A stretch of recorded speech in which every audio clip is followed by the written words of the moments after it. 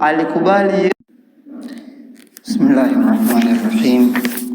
Alhamdulillahi rabbil alamin.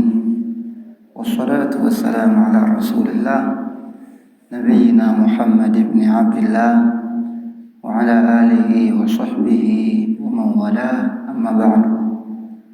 Allahumma anfa'na bima 'allamtana wa 'allimna ma yanfa'una wa zidna 'ilman. Allahumma inna nas'aluka husnal khatimah wa 'amalan mutaqabbala wa du'aan mustajaban. Tunaendelea na darasa yetu ya tauhid, tukiwa mwisho kabisa mwa kitabu cha Nawaqidul Islam ambacho amekiandika al-Imam Muhammad ibn Abdul Wahhab rahimahullahu ta'ala, na ndani ya kitabu hiki ametaja vitenguzi 10.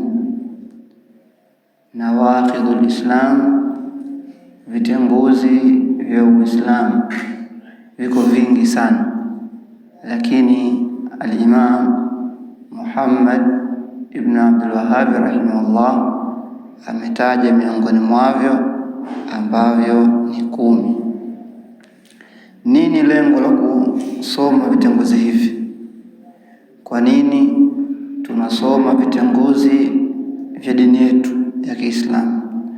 Tunasoma vitenguzi hivi kwa lengo la kuvifahamu ili kuchukua tahadhari ya kutokuvifanya. Si kwamba tunavisoma vitenguzi hivi ili tukavifanye tuutengue Uislamu wetu, tukufuru, turitadi. Tunavisoma vitenguzi hivi na kuvifahamu vizuri ili tuchukue tahadhari sisi, lakini pia tuwatahadharishe watu wetu kutokamana na vitenguzi hivi ambavyo atakayevifanya anakufuru na kutoka katika dini yake. Tunafahamu ya kwamba dini yetu ya Kiislamu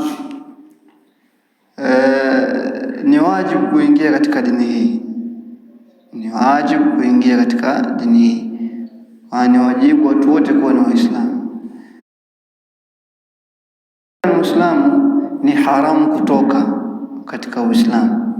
Ukishakuwa ni Muislamu ni haramu kutoka katika Uislamu, na ndiyo maana miongoni mwa watu ambao ni halali kumwaga damu zao ni wale walioritadi. Kuna wakawa ni Waislamu alafu wakaiacha dini hii ya Kiislamu na wakataka kutoka kwenda katika dini zingine. Watu hawa hukumu yao katika dini yetu ni kuuawa. Kwa hiyo kuna umuhimu mkubwa wa watu kusomeshwa na kufahamu vizuri vitenguzi vya dini yao ili kujiepusha navyo. Na hapa tutamalizia kitenguzi cha 10, lakini kabla yake Sheikh Musa Abu Warshin hafidhahullah alikusomesheni athamin, kitenguzi cha 8 cha 9 man i'taqada anna ba'd an-nas yas'uhu al-khuruj an shari'ati Muhammadin sallallahu alayhi wa sallam kama wasi'a al-Khidra al-khuruj an shari'ati Musa alayhi salam, kwamba kitenguzi namba 9 ni yule atakayeitakidi kwamba baadhi ya watu wanaruhusiwa kutoka katika sheria ya mtume wetu Muhammad sallallahu alayhi wasallam wakaenda katika sheria zingine zisizokuwa za mtume, kama ambavyo iliwezekana kwa Khadir kutoka katika sheria ya Nabiiullah Musa. Hiki ni kitenguzi. Atakayeitakidi itikadi hii anakufuru.